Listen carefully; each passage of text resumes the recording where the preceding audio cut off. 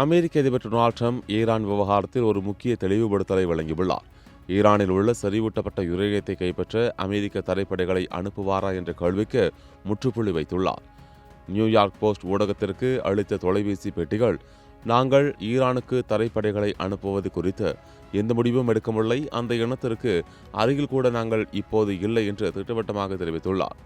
சில நாட்களுக்கு முன் ஏர்ஃபோர்ஸ் ஒன் விமானத்தில் செய்தியாளரிடம் பேசும்போது, ஈரானின் அணு ஆயுதங்களை கைப்பற்ற தரைப்படைகளை அனுப்புவது ஒரு நல்ல யோசனையாக இருக்கலாம் என்று ட்ரம்ப் கூறியிருந்தார்.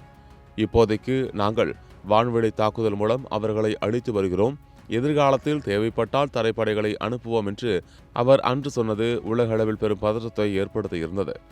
ஆனால் இப்போதைக்கு தரைப்படைகளை அனுப்பும் திட்டம் இல்லை என்று அவர் பின்வாங்கியிருப்பது சற்று ஆறுதலை அளித்துள்ளது. அதே சமயம் ஈரானின் புதிய ஆன்மீக தலைவராக முஜ்தபா கமேனி நியமிக்கப்பட்டிருப்பது குறித்து கேட்டபோது ட்ரம்ப் தனது அதிருப்தியை வெளிப்படுத்தினார்.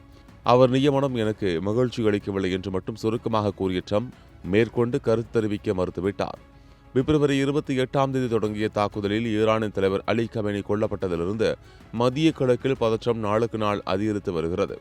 ஈரான் அதிபர் மசூத் பெஷஷ்கியான் அமெரிக்கா மற்றும் இஸ்ரேல் தங்களை அச்சுறுத்தினாலும் ஈரான் ஒருபோதும் அடிபணியாது என்று சவால் விட்டுள்ளார்.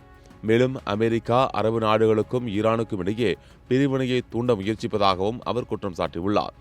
வான்வெளி தாக்குதல்கள் தொடர்ந்தாலும் தரைவழி போரை தவிர்க்கவே ட்ரம்ப் விரும்புவதாக தெரிகிறது.